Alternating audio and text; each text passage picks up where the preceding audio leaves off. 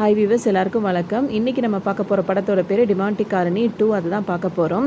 இப்போ பொதுவாக பேய் படத்துலலாம் பார்த்திங்கன்னா வந்துட்டு இப்போ அரண்மனை அந்த மாதிரி படங்கள்லாம் வந்துட்டு ஃபஸ்ட்டு பார்ட் வந்து வேறு மாதிரி இருக்கும், செகண்ட் பார்ட் வேறு மாதிரி, டாபிக் வேறு மாதிரி எடுத்திருப்பாங்கள்ல. ஆனால் இந்த படத்தில் வந்து என்ன இருக்கும் அப்படின்னு சொல்லிட்டு பார்த்திங்கன்னா ஒரு கனெக்டிவிட்டி கொடுத்துருப்பாங்க. அதாவது ஃபஸ்ட்டு பார்ட்லேருந்து அப்படியே தொடர்ச்சியாக இருக்க மாதிரி தான் செகண்ட் பார்ட் இருக்க மாதிரி இருக்கும். அதனால் நம்மளுக்கு அந்த கதையோட நல்லா புரிகிற மாதிரி ஈஸியாகவே இருக்கும். ஸோ இப்போ ஸ்டார்டிங்கில் எடுத்தோன்னே பார்த்தோம் அப்படின்னா வந்துட்டு ஒரு மொட்டை மாடியிலேருந்து எல்லாரும் குதிச்சு சூசைட் பண்ணுற மாதிரி தான் காட்டுவாங்க. அது எதுக்குன்றது நம்மளுக்கு அப்போ தெரியாது. அப்போ வந்து அந்த ஹீரோயின் வந்துட்டு இதெல்லாம் வந்து சிசிடிவி கேமராவில் பார்த்துட்டு இருப்பாங்க. எல்லாருமே வந்து நிறைய பேர் சூசைட் பண்ணுவாங்க. அதில் ஒருத்தர் வந்து என்ன பண்ணுவார் அப்படின்னு சொல்லிட்டு பார்த்தீங்கன்னா சாமுவேல் இவர் பேர். இவர் வந்து தற்கொலை பண்ணிடாது, இவரும் சூசைட் தான் பண்ணியிருப்பார். வீட்டில் அந்த மாதிரி பண்ணிட்டு இருப்பாரு. இவர் வந்து இந்த கதையில ஒரு முக்கியமான ஒரு ஆள் தான். இவர் யாரு அப்படின்னு சொல்லிட்டு பார்த்தோம்னா நம்ம கதையோட ஹீரோயின் இருக்காங்களா அவங்களோட ஹஸ்பண்ட் தான் இவர். இதெல்லாம் சிசிடிவியில் இவங்க ஹீரோயின் பார்க்குறதுக்கு அவங்களுக்கு ரொம்பவே வருத்தமாக இருக்கும். இதெல்லாம் நடந்த வருஷம் எது அப்படின்னு சொல்லிட்டு பார்த்தோம் அப்படின்னா 2009 இருக்கும். அந்த வருஷம் தான் இதெல்லாம் நடந்திருக்கும். இப்போ ஹீரோயினால் இதெல்லாம் வந்து அதெல்லாம் அவங்க யோசிச்சு பார்த்து ரொம்ப வருத்தப்பட்டுட்டு இருப்பாங்க. ஏன் அப்படின்னு சொல்லிட்டு பார்த்தோம்னா நம்ம இப்போ தற்கொலை பண்ணியிருக்காருல அவருக்கு வந்து கேன்சர் இருக்கும். அந்த கேன்சர் இருக்கிறதுனால ஹீரோயினோட பேரண்ட்ஸ் வந்து இந்த கல்யாணத்துக்கு ஒத்துக்க மாட்டாங்க. ஆனால் இவங்க 2 பேர் வந்து லவ் பண்ணி கேன்சர் இருந்தாலும் பரவாயில்லன்னு சொல்லிட்டு ஹீரோயின் வந்து அவரை கல்யாணம் பண்ணியிருப்பாங்க.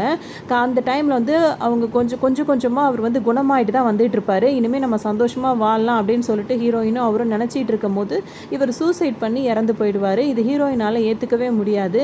எதனால் இப்படி அப்படின்னு சொல்லிட்டு ரொம்பவே வருத்தப்பட்டுட்டு இருப்பாங்க. அதை நினச்சிட்டே அவங்க ப்ரே பண்ணிகிட்டு இருக்கும் போது அவங்க இப்போ என்ன யோசிப்பாங்க அப்படின்னா இப்போ அவர் வீட்டுக்கார் இறந்து இப்போ 6 வருஷம் ஆயிருக்கும்.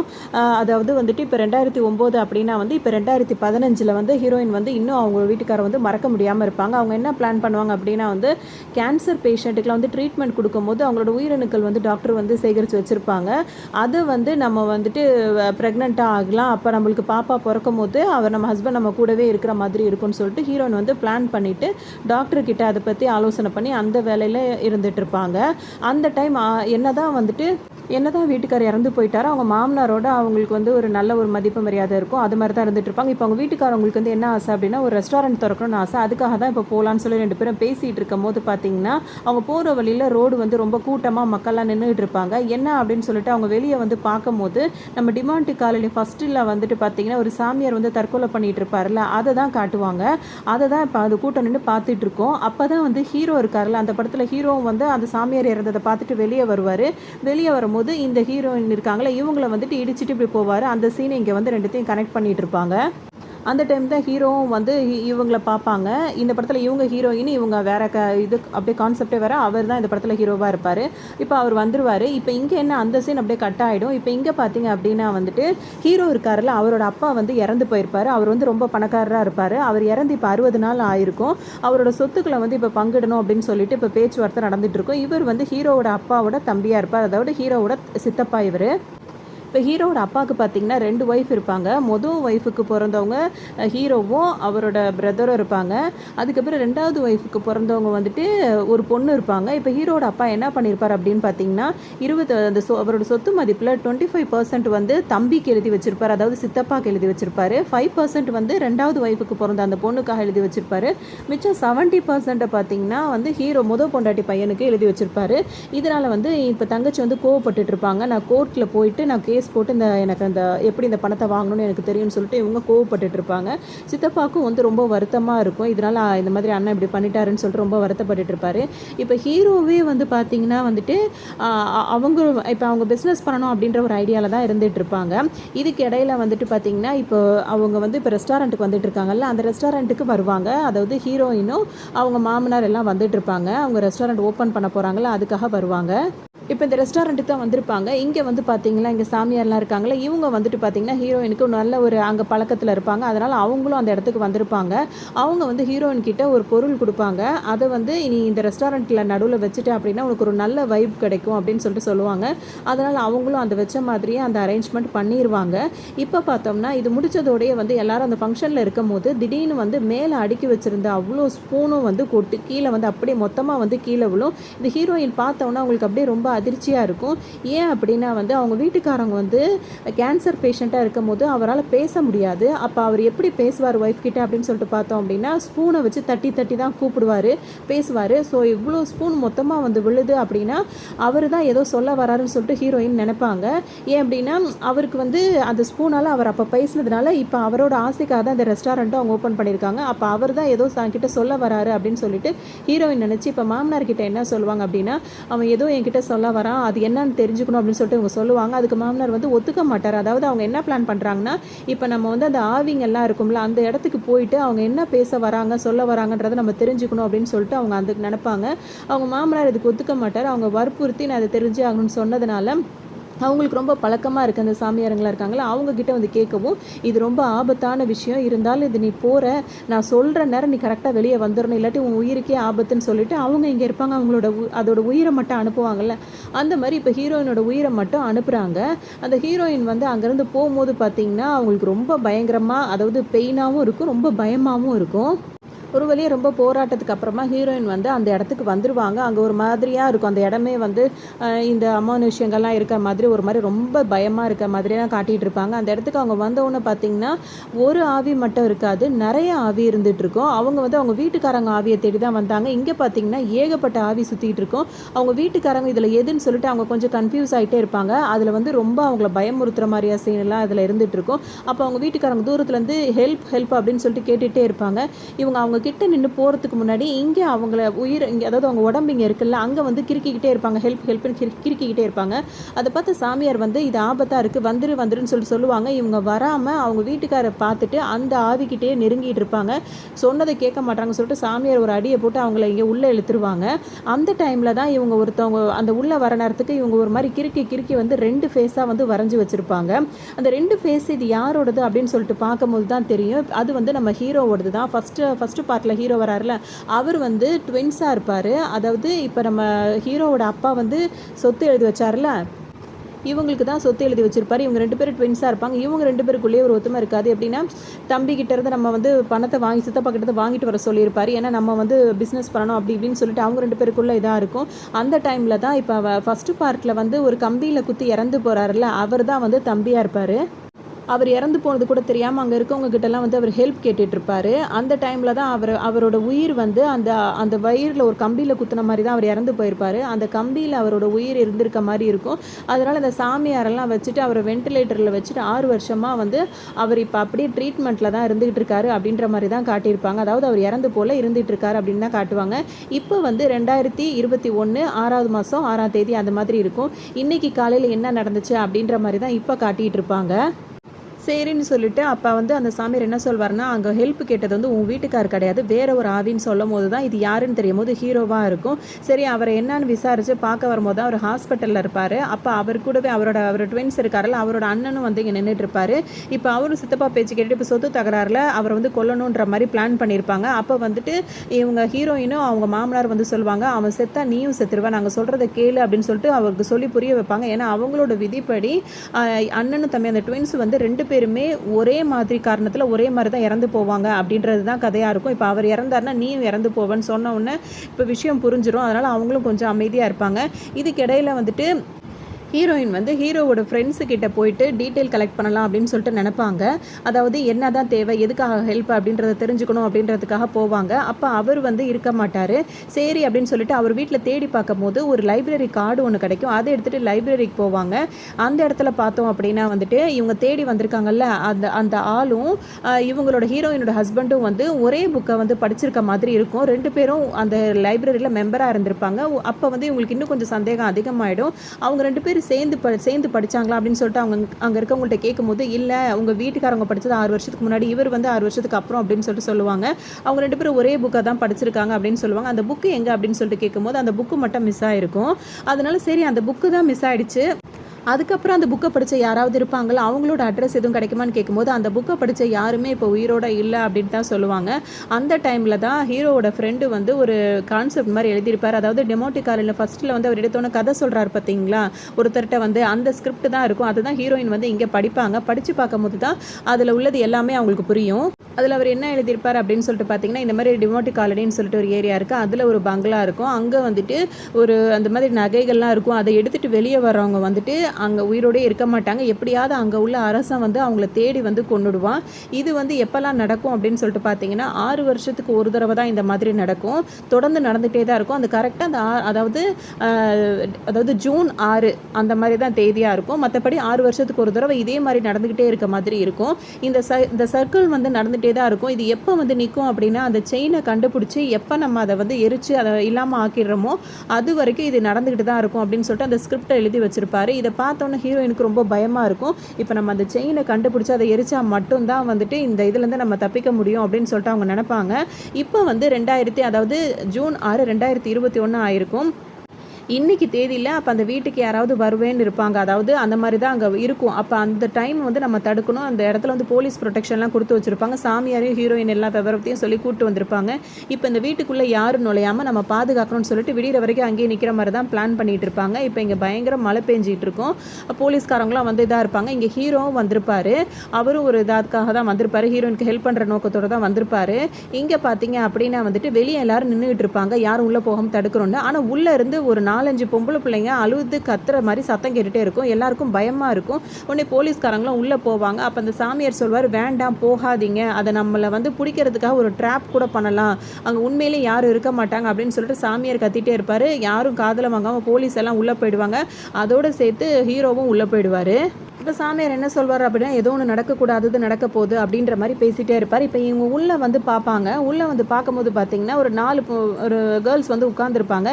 நீங்கள் எப்படி இங்கே வந்தீங்க அப்படின்னு சொல்லிட்டு அவங்க கேட்பாங்க. எங்களுக்கே தெரியல அப்படின்னு சொல்லிட்டு அவங்க சொல்லுவாங்க. என்ன தான் ஆச்சுன்னு கேட்கும்போது, நாங்கள் எல்லோரும் ஹாஸ்டலில் உட்காந்து படிச்சுக்கிட்டு இருந்தோம். அப்போ தான் நாங்கள் வந்து இந்த புக்கை வந்து எடுத்துகிட்டு வந்தோம்னு சொல்லிட்டு சொல்லுவாங்க. அது என்ன புக்காக இருக்கும்னு சொல்லிட்டு பார்த்தீங்கன்னா, ஹீரோயினும் எல்லோரும் தேடிட்டு இருக்க அந்த புக்காக தான் இருக்கும். இந்த 4 கேர்ள்ஸும் அந்த புக்கை படிச்சுட்டு ஏதோ ஒரு வார்த்தை சொல்லும் போது எல்லாருமே அடுத்த செகண்டே இங்கே வந்திருப்பாங்க. அவங்க தங்கியிருக்க ஹாஸ்டலில் இந்த டிமாண்டி காலனியை வந்து கிட்டத்தட்ட ரொம்ப தூரமாக இருக்குது. ஒரு 5 நிமிஷத்துக்குள்ளே அவங்கெல்லாம் எப்படி இங்கே வந்தாங்கன்னே தெரியாது. இப்போ இந்த கேர்ள்ஸ் எல்லாம் கதறி அழுதுட்டு அவன் மாதிரி பயத்தில் இருப்பாங்க. சரின்னு சொல்லிட்டு இவங்க எல்லாரையும் அங்கேருந்து காப்பாற்றிட்டு கொண்டு போய் எல்லாரையும் ஹாஸ்பிட்டலில் தான் சேர்த்துருப்பாங்க. ஏன்னா பயந்து அவங்க அப்படி இருக்கிறதுனால ஹாஸ்பிட்டலில் சேர்த்துருப்பாங்க. இப்போ ஹீரோயினுக்கும் ஒன்றுமே புரியாது. இப்போ அங்கேருந்து ஹீரோயின் சாமியார் எல்லாம் கிளம்பி வந்திருப்பாங்க. வர வழியில் அவங்க கார் வந்து ஒரு பிரேக் டவுன் ஆகிறதுனால வந்துட்டு அவங்களெல்லாம் கொண்டு போய் ஹாஸ்பிட்டலில் விட்டு இவங்க வந்து ரெஸ்டாரண்ட்டுக்கு தான் வந்திருப்பாங்க. இங்கே வந்துட்டோன்னே கஸ்டமர் வந்திருப்பாங்க. அவங்களுக்கு வந்து டெலிவரி கொடுத்துட்டு அந்த காசை வாங்கிட்டு அந்த கல்லால் போடுவாங்கள்ல, போட்டுட்டு ஹீரோயின் வந்து பார்ப்பாங்க. அந்த சிசிடிவி பார்க்கும் போது ஃபஸ்ட்டு பார்ட்டில் வந்து காட்டுவாங்கள்ல, அவங்க 3 பேரும் வந்துட்டு அதாவது ஃப்ரெண்ட்ஸ் எல்லாரும் இருப்பாங்க. அவங்க எல்லாருமே ஒருத்தர் மாற்றி ஒருத்தர் எப்படி கொல்லப்பட போகிறாங்க அப்படின்றது வந்து அந்த டிவியில் காட்டுவாங்கல்ல, அதே மாதிரி இப்போ ஹீரோயின் வந்து சிசிடிவி கேமராவை பார்க்கும்போது ஹீரோ வந்து என்ன பண்ணியிருப்பாரு அப்படின்னா, அந்த சிசிடிவியில் அந்த கேமராவில் ஓடிட்டு இருக்கிறது வந்து எப்படி இருக்குன்னா, ஹீரோ வந்துட்டு சாமியாரையும் அடித்து போட்டுருவார். அங்கே கூட வந்த அந்த போலீஸ் இருக்காங்களா அவங்களையும் அடித்து போட்டுருவார். அதுக்கப்புறம் ஹீரோயினையும், அதாவது அவங்க 2 பேரையும் கொன்று இருப்பார். சாமியாரையும் கொண்டுட்டு அவரை கூட இன்னொருத்தரையும் கொண்டுட்டு ஹீரோயினை அடித்து போட்டுக்கிட்டு இருப்பார். இது வந்து அந்த டிவியில் ஓடிட்டு இருக்கு. இதை பார்த்தோன்னே எல்லாரும் பயப்படுவாங்க. அப்போ வந்துட்டு அப்போ அந்த செயின் எங்கே அப்படின்னு சொல்லிட்டு கேட்கும் போது அந்த சித்தப்பா அவங்களாம் வந்திருக்கும் போது சித்தப்பா வந்து அந்த பணத்தாசை இருக்கிறதுனால செயின் அந்த மாதிரி மிஸ் ஆகிடக்கூடாது அப்படின்றதுக்காக அது குட்டி பையன் ஒருத்தன் வருவான். அவன் எப்படி என்ன இதுன்றது நம்மளுக்கு காட்ட மாட்டாங்க. அந்த பையன் என்ன பண்ணியிருப்பான் அப்படின்னு பார்த்தீங்கன்னா, அந்த செயின் எடுத்து ஹீரோவோட அந்த கோட் இருக்குல்ல அதுக்குள்ளே போட்டிருப்பாரு. அதனால தான் இவருக்கு வந்து இந்த மாதிரிலாம் ஹீரோ இந்த மாதிரி எல்லாரையும் கொலை பண்ணுற மாதிரிலாம் எப்படி தெரியுது. உடனே ஹீரோயின் வந்து ஹீரோவை பார்த்து ரொம்ப பயப்படுவாங்க. அப்போ ஹீரோ என்ன சொல்வாருன்னா, உங்களுக்கு நான் ஹெல்ப் பண்ணுறதுக்காக தான் வந்திருக்கேன், எதுக்காக என்னை பார்த்து பயப்படுறீங்க அப்படின்னு சொல்லிட்டு அவர் கேட்பாரு. இங்கே பார்த்தீங்கன்னா தம்பியும் கொல்றதுக்காக நிறைய பிளான் நடந்துகிட்ருக்கும். ஆனால் அவர் செத்தார் அப்படின்னு பார்த்தீங்கன்னா, இங்கே அண்ணனும் ஒரு அதே நேரத்தில் சாகிற மாதிரி இருக்கும். அதனால் இவர் சாகக்கூடாது அப்படின்றதுக்காக இங்கே வந்துட்டு சாமியாருங்களெல்லாம் போட்டு நல்ல ஒரு பாதுகாப்பில் தான் தம்பியையும் இங்கே வச்சுருப்பாங்க. இப்போ சாமியார் என்ன சொல்வார் அப்படின்னு சொல்லிட்டு பார்த்தோம்னா, எல்லாத்துக்கும் காரணம் இந்த செயின் தான். இந்த இதை வச்சு தான் அது வந்து பின்தொடர்ந்துகிட்டே வந்துட்டுருக்கு. இது இருக்க வரைக்கும் அது யாரையுமே விடாது. அது மட்டும் இல்லாமல் இதை பற்றி நம்ம எல்லாத்தையும் பேசுகிறோம், இதை பற்றி எல்லாருமே நம்ம நடந்துக்கிறதுனால இது நம்ம கொல்லாமல் நம்மளை விடாது. ஃபஸ்ட்டு இதை அழிச்சாதான் நம்மளுக்கு நிம்மதியாக இருக்க முடியும்னு சொல்லிட்டு இதை அழிக்கிறதுக்காக அவர் முயற்சி பண்ணுவார்.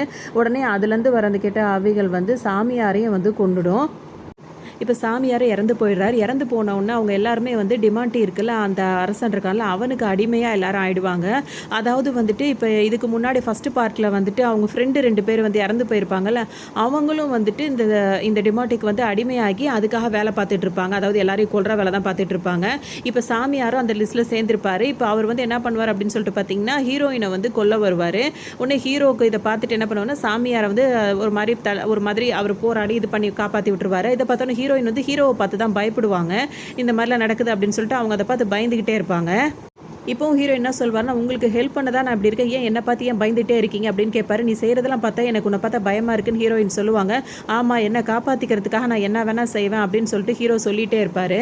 இந்த நேரத்தில் பார்த்தோம் அப்படின்னா, அப்போ தான் ஹீரோக்கு அந்த சின்ன பையன் யார் அப்படின்ற யோசனை ஒரு சிசிடிவி கேமராவில் பார்க்கும்போது வந்த கஸ்டமரோட பையனாக இருக்குமோ அப்படின்னு சொல்லிட்டு பார்க்கும்போது அந்த பையனாக அவர் இருக்க வாய்ப்பில்லை. அந்த பையன் யாருன்னே தெரியாத மாதிரி தான் இருந்திருக்கும். அந்த நேரம் பார்த்து தான் வந்து ஹீரோவோட சித்தப்பா வந்திருப்பார். சரி தப்பிச்சு போகலான்னு சொல்லிட்டு இவங்கெல்லாம் நினச்சிட்டு இருப்பாங்க. அப்போ அவர் சித்தப்பா வரும்போது, இங்கே என்ன யாருமே இல்லை, ஒரே இருட்டாக இருக்கே, நம்ம கிளம்பலான்னு சொல்லிட்டு அவர் கிளம்புவார். அவர் கிளம்புறதுக்குள்ளே நம்ம இங்கேருந்து தப்பிச்சு போனால் தான் அவர் கூட போக முடியும்னு சொல்லிட்டு இப்போ ஹீரோ என்ன பண்ணுவார் அப்படின்னு சொல்லிட்டு பார்த்தீங்கன்னா, கதவு திறக்க போவார். எவ்வளோ திறந்து பார்த்தாலும் கதவு திறக்கவே முடியாது. உடனே அங்கே ஒரு சிலிண்டர் வச்சுருப்பாங்கல்ல, அதாவது ஒரு எமர்ஜென்சி சிலிண்டர் ஒன்று, அதை எடுத்துகிட்டு என்ன பண்ணுவார் அப்படின்னு சொல்லிட்டு பார்த்தோம்னா, அந்த கதவு உடச்சிட்டு எப்படியாவது வெளியே போயிடலாம் அப்படின்னு சொல்லிட்டு நினைப்பாரு. அதனால் கதவு உடைப்பார். கதவு வந்து பார்த்திங்கன்னா பின்னாடி தள்ளி தள்ளி அப்படியே போயிட்டே இருக்கும். அதாவது இப்போ கதவு இங்கே இருக்க மாதிரி இருக்கும், இப்போ நம்ம அடிக்கும் போது அந்த கதவு பின்னாடி தள்ளி தள்ளி போயிட்டே இருக்கும். அவரால் அடிக்கவே முடியாது. அவர் ரொம்ப குழப்பமாயிடுவார். ஹீரோயின் பார்த்திங்கன்னா ரொம்ப பயந்துகிட்டே இருப்பாங்க. இந்த டைமில் என்ன ஆகும் அப்படின்னு பார்த்திங்கன்னா, அங்கே ஒரு கண்ணாடி டோர் மாதிரி இருக்கும். அந்த கண்ணாடியாவது உடைக்கலாம்னு சொல்லிட்டு உடைக்கும் போது அதுக்குள்ளே இருந்து ஃபுல்லாக வவ்வாலுங்கள் கூட்டமாக அப்படியே வர ஆரம்பிச்சிடும். ஒன்றும் என்ன பண்ணுறதுனே ஒன்றும் புரியாது. உடனே ஹீரோ வந்துட்டு ஒவ்வொரு வவ்வாலுங்களையாக சாவடிச்சிட்டு இருப்பார். அவர் எவ்வளோ தான் சாகடிக்க புதுசாக அப்படியே வந்துக்கிட்டே இருக்கும். அவரால் கண்ட்ரோல் பண்ணவே முடியாது. அப்போ அவர் என்னப்பா யோசிப்பார் அப்படின்னா, இப்போ ஹீரோ இருக்க இடத்துல மட்டும்தான் வவ்வாலுங்க இவ்வளோ கூட்டமாக இருக்குது, ஹீரோயின் நின்றுட்டு இருப்பாங்க, அவங்கக்கிட்ட எதுவுமே இருக்காது, எப்படின்னு யோசிச்சுட்டே இருப்பாங்க. அதுக்கு காரணம் என்ன அப்படின்னு சொல்லிட்டு பார்த்தோம் அப்படின்னா, இந்த ரெஸ்டாரண்ட் ஓப்பன் பண்ணும்போது சாமியாருங்க வந்துட்டு ஒரு பொருள் கொடுப்பாங்கல்ல, இந்த இடத்துல நீ இதை வச்சுக்கோ, அது ஒரு நல்ல வைப் கிடைக்கும்னு சொல்லிட்டு அந்த இடத்துல தான் ஹீரோயின் வந்து நின்றுட்டு இருப்பாங்க. அவங்க வேணும்னு வந்து நிற்கல, அவங்க யதார்த்தமாக வந்து பயத்தில் வந்து நிற்கிறது தான். அவங்கக்கிட்ட எந்த வவாலுமே வந்திருக்காது. உடனே ஹீரோ வந்து இதுதான் அவர் புரிஞ்சிருப்பார். இதுக்கு மேலே ஒரு மாதிரியாக மேலே வந்து ஒரு மாதிரி கட்டடம் கட்டியிருப்பாங்க. அது வந்து கிளாஸால் தான் இருக்கும். சேரை அடிக்கி மேலே போட்டு அது மேலே ஏறி தப்பிச்சிடலாம் அப்படின்னு சொல்லிட்டு ஹீரோயின் நினைப்பாங்க. அந்த டைமில் வந்துட்டு இந்த செயின் இருந்தால் வந்து நம்ம தப்பிக்க முடியாது, இது செயினை ஏதாவது செஞ்சுருவோம், இதை அழிச்சிட்டு தான் இந்த இடத்த விட்டு போகணும் அப்படின்னு சொல்லிட்டு நினச்சிட்டு இருப்பாங்க. இங்கே தம்பிக்கு ஒரு பக்கம் போராட்டம் பயங்கரமாக நடந்துட்டு இருக்கும். அந்த மந்திரவாதிங்க அவருக்கு மந்திரம் போட்டு அவரை வந்து கண்ட்ரோல் பண்ணிட்டு இருப்பாங்க. அவரும் அந்த பக்கம் ஒரு மாதிரி போராடிட்டு இருப்பார். இங்கே பார்த்தீங்கன்னா வந்து அந்த செயினை அழிக்கிறதுக்கு வந்து இப்போ ஹீரோயின் சொல்லுவாங்க, நான் போகிறேன் அப்படின்னு சொல்லுவாங்க. வேண்டாம், ஹீரோ நான் போகிறேன்னு சொல்வார். அப்போ ஹீரோயின் என்ன சொல்லுவாங்கன்னா, நீ இறந்து போனீங்கன்னா, ஒருவேளை அந்த செயின் எடுக்க போகும்போது நீ இறந்து போன அப்படின்னா வந்து உன் தம்பியும் இப்போ இறக்குற மாதிரி ஆகிப்போயிடும், அது வேண்டாம், அதனால் நான் மட்டும் போகிறேன் அப்படின்னு சொல்லிட்டு அவங்க சொல்லுவாங்க. அதுக்கு ஹீரோ என்ன சொல்வார் அப்படின்னு சொல்லிட்டு பார்த்தோம்னா, இப்போ நீங்களும் 2 உயிராக தான் இருக்கீங்க, ஏன்னா நீங்கள் ப்ரெக்னெண்ட்டாக இருக்கீங்க அப்படின்னு சொல்லிட்டு சொல்லுவார். ஆமாம், ஏன்னா இப்போ ஹீரோயின் வந்து அந்த ஆல்ரெடி அந்த நம்ம ஸ்டார்டிங்கில் காட்டும் போதே அவங்க அப்படி யோசிச்சாங்களா, அந்த மாதிரி பிளான் பண்ணியிருப்பாங்க. அது மூலிமா அவங்க இப்போ கர்ப்பமாக இருப்பாங்க. அதனால ஹீரோ வந்து அவங்கள விட மாட்டார். இப்போ இவராக போயிட்டு அந்த இடத்துக்கு போயிட்டு அந்த செயின் எடுக்கலாம் அப்படின்னு சொல்லிட்டு அந்த செயின் கிட்ட போவார். அது எடுக்க கிட்ட போகும்போது தான் அங்கே யாரை பார்ப்பார் அப்படின்னு சொல்லிட்டு பார்த்தீங்கன்னா, அங்கே தான் அந்த டிமாண்டே அரசா இருக்கான்ல, அவனை பார்ப்பாரு. அவர் அதுக்குள்ளே அங்கே வந்திருப்பார். ஏன்னா அந்த செயினை அழிக்கிறவங்கள அவர் விட மாட்டார்ல, அதனால் அவர் அங்கே வந்திருப்பார்.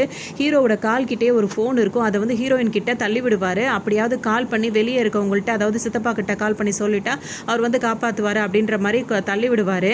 இப்போ இன்னும் கொஞ்சம் இடத்துல ஹீரோ செத்துருவார் அப்படின்னு சொல்லிட்டு எதிர்பார்த்துட்டு இருக்கு. அந்த பக்கம் ஒரு பக்கம் அப்படியே போயிட்டு இருக்கும்போது இப்போ இவங்க ஹீரோயின் கண்ணுக்கு வந்து அவரோட வீட்டுக்காரவங்க அந்த சாமுவேல் இருக்காரு, அவர் வந்து தெரிவார். நீ கடைசியாக வந்த லெட்டரை வந்து நீ படிக்கவே இல்லை அப்படின்னு சொல்வார். என்னன்னு பார்த்தோம் அப்படின்னா, அவங்க ப்ரெக்னெண்ட்டாக இருக்கிறது தான் அவர் வந்து அந்த ஸ்பூன்லாம் தள்ளிட்டு சொல்ல வந்தார்ல, அந்த விஷயத்தை தான் சொல்ல வந்திருப்பார். அப்போ வந்து ஹீரோவும் சொல்வார், இங்கேருந்து தப்பிச்சு போங்கன்னு சொல்லிகிட்டே இருக்கும்போது என் வீட்டுக்காரை பார்த்தோன்னா அவங்க வராமல் அவங்ககிட்டே போயிட்டு இருப்பாங்க. அவரும் பார்த்தீங்கன்னா என்னை காப்பாற்றி இங்கேருந்து கூட்டிகிட்டு போயிட்டுன்னு சொல்லிகிட்டே இருப்பார். நீ இங்கே வா, இங்கேருந்து கூட்டிகிட்டு போன்னு சொல்லும் போது அவங்களால வர முடியாது. இப்பதான் அந்த செயினை எப்படியாவது அழிச்சிட்டாதான் இந்த இடத்துல இருந்து போக முடியும்னு சொல்லிட்டு ஹீரோ அந்த செயினை அழிச்சிடலாம்னு சொல்லிட்டு முடிவு பண்ணிட்டு இருப்பாரு. இந்த டிமோட்டே வந்து அந்த அரசர் இருக்கான்ல, அவர் வந்து ஹீரோவை போட்டு அடிச்சிடுச்சு. ஹீரோ வந்து மயக்கமே போட்டு விழுந்திருப்பாரு. ஏற்கனவே இவர்கிட்ட எல்லாருமே இறந்து போனவங்க எல்லாருமே வந்து அடிமையாக இருக்கிறனால இப்போ ஹீரோவும் இறந்து போய் எங்கள் அடிமையாக இருப்பார் அப்படின்னு தான் நம்ம எதிர்பார்ப்போம். ஆனால் டிமாண்டே அரசனால் இப்போ ஹீரோவை கொல்ல முடியாது. ஏன் அப்படின்னு பார்த்தோம்னா, இவங்களோட விதிப்படி இவங்க அண்ணனும் தம்பியும் ஒரே மாதிரி காரணத்துக்கு ஒரே மாதிரி தான் இறந்து போகிறதா இருக்கும். இப்போ தம்பிக்கு வந்து இங்கே வந்துட்டு பயங்கரமான அந்த ப்ரொடெக்ஷன், அந்த சாமியாருங்களாம் ப்ரொடெக்ஷன் கொடுத்துட்டு இருக்கனால இவர் இறந்து போக மாட்டார். அப்போ வந்து ஹீரோவும் இறந்து போக வாய்ப்பே கிடையாது. அதனால டிமாண்டே அரசனால் அவரை கொல்ல முடியாது. ஹீரோவோட பிளான் படி இப்போ அவர் என்ன நினச்சிருப்பார் அப்படின்னா, இந்த இடத்துக்கு மேலே வந்து ஒரு ரூஃப் இருக்கும். அங்கே வந்துட்டு ஒரு கயிறு மாதிரி போட்டாவது ஹீரோயினை எப்படியாவது தப்பிக்க வச்சிடலாம் அப்படின்னு சொல்லிட்டு பிளான் பண்ணிகிட்டே இருப்பார். இப்போ டிமாண்டியால் வந்து இவரை சாவடிக்க முடியல. இப்போ என்ன ஆகும் அப்படின்னு சொல்லிட்டு பார்த்தீங்கன்னா, மறுநாள் விடிஞ்சிரும். இப்போ ஹீரோயின் வந்து தப்பிச்சிருப்பாங்க. ஹீரோ வந்து மயக்கத்துலேருந்து அவரும் இதாக தான் இருப்பார். ஹீரோட தம்பி வந்து பொழைக்க மாட்டான் அப்படின்ற மாதிரி சொல்கிற அளவுக்கு சீரியஸாக தான் இருந்துட்டு இருப்பார். இப்போ இவங்க தப்பிச்சு மேலேருந்து ஏறி போகும்போது வந்துட்டு அந்த ஒரு சத்தம் வேகமாக ஒருத்தன் கத்துவான். அவன் யார் அப்படின்னு சொல்லிட்டு பார்த்தோம் அப்படின்னா, இப்போ நம்ம இவ்வளோ நாளாக பயந்துட்டு இருந்த வந்து டிமாண்டிக்காக பயந்துட்டு இருந்தோம். அந்த டிமாண்டியே வந்து அடக்கி ஆள்ற ஒருத்தர் இருந்துட்டு இருப்பான். அவன் யார் அப்படின்னா, அந்த டிமாண்டியை அடக்கி வச்சுட்டு இருக்கிறதும் இந்த மாதிரிலாம் பண்ணுறது யார் அப்படின்னு சொல்லிட்டு பார்த்தோம்னா, ஒரு லைப்ரரியான தான் இருப்பான் அந்த ஆள். அவரை வந்து இதில் காட்டியிருக்க மாட்டாங்க. இந்த மாதிரி கை அந்த மாதிரி தான் காட்டுவாங்க. அவர் வந்து இப்போ எங்கே இருப்பாருன்னா, வடநாட்டில் ஒரு இடத்துல இருக்க மாதிரி தான் அவரை காட்டியிருப்பாங்க. அவர் தான் இந்த மாதிரி பிளான் பண்ணுறது. 6 வருஷத்துக்கு ஒரு தடவை வந்து இவங்க கிட்டலாம் புக்கு கிடைக்கணும். இவங்கெல்லாம் இந்த டிமாண்டியால் இறந்து போகணும். டிமாண்டிக்கும் அந்த அரசனுக்கும் நம்ம வந்து இந்த மாதிரி வந்து அவங்கள பலி கொடுக்கணும் அப்படின்னு சொல்லிட்டு இவர் தான் அதை பண்ணிட்டு இருப்பாரு. இப்போ ஹீரோ அடிபட்டு கடந்தாரில் இப்போ அவர் வந்து என்ன சொல்வார் அப்படின்னா வந்துட்டு 2027 வந்துட்டு, அதாவது இன்னும் 6 வருஷத்துக்கு அப்புறம் 2027 வந்து இது நடக்க விடக்கூடாது. இது எப்படியாவது தடுக்கணும். இதுக்கப்புறம் அந்த லைப்ரரியன் யாரோ எங்கே இருக்கானோ அந்த வடநாட்டில் இருக்கான்ல, அவனை தேடி பிடிச்சி நான் அவனையும் கொல்லுவேன். இந்த புக்கையும் வந்து நான் எரிச்சு போடுவேன். இந்த செயினையும் நான் இது பண்ணுவேன். இது எல்லாத்தையுமே அழிச்சிருவேன் அப்படின்னு சொல்லிட்டு அவர் சார்ஜ் எடுப்பார். அந்த மாதிரி அவர் எடுக்கும் போது தான் வந்துட்டு இந்த படத்தை வந்து எண்டாக முடிப்பாங்க. இவர் பண்ணுற வேலை தான் இது. அதாவது 6 வருஷத்துக்கு ஒரு தடவை இந்த மாதிரி நடக்கணும் அப்படின்னு சொல்லிட்டு இந்த லைப்ரரியன் பண்ணுற வேலை தான். இப்போ அவரை கண்டுபிடிச்சி கொண்டுட்டோம் அப்படின்னா அந்த சர்க்கிள் வந்து நின்றுடும்னு சொல்லிட்டு ஹீரோ முயற்சி பண்ணுவார். இப்போ ஹீரோ என்ன சொல்லி முடிவு எடுத்திருப்பாருன்னா, 2027 வந்துட்டு ஜூன் மாதம் 6ஆம் தேதி யாரும் அந்த இடத்துக்குள்ளே நுழையக்கூடாது. அந்த இடத்தையும் நம்ம வந்து அதாவது உள்ளே நுழையாத மாதிரி நம்ம தடுக்கணும். அதுக்கு முன்னாடி டிமாண்டியை ஆட்டி படைக்கிற அதுக்கு மேலே டிமாண்டிய அரசனுக்கு மேலே இருக்கிறவன் யாரோ அவன் வந்து அவனையும் நான் கண்டுபிடிச்சி அவனையா இல்லாமல் ஆக்குவேன். அது மாதிரி இல்லாமல் அது மட்டும் இல்லாமல் இந்த லைப்ரரி ஒருத்தர் இருக்கான்ல அவனையும் வந்து நான் இல்லாமல் ஆக்குவேன். இந்த செயினையும் நான் அழிச்சிருவேன். இதுக்கப்புறம் இது மாதிரிலாம் பண்ணாதான் அந்த சர்க்கிள் திரும்ப நடக்காது. யாரும் இந்த ஆபத்தில் மாட்ட மாட்டாங்க அப்படின்னு சொல்லிட்டு ஹீரோ வந்து சொல்லுவார். அப்போ வந்து டிமாண்டி காலனி வந்து 3 வந்து வரப்போகுது அப்படின்ற மாதிரி தான் முடிச்சிருப்பாங்க. இந்த படம் பார்க்கறதுக்கு வந்து ரொம்ப த்ரில்லாக ரொம்பவும் நல்லா இருக்கும். அதாவது ஃபர்ஸ்ட் பார்ட் செகண்ட் பார்ட் அப்படிலாம் இல்லாமல் அப்படியே அதை கனெக்ட் பண்ணியே கொடுத்துருக்கிறது வந்து ரொம்பவே நல்லாயிருக்கும் பார்க்குறதுக்கு. கண்டிப்பாக அந்த படம் உங்களுக்கு பிடிச்சிருக்கும்னு நினைக்கிறேன். இன்னொரு கதையில் உங்களை சந்திக்கிறேன்.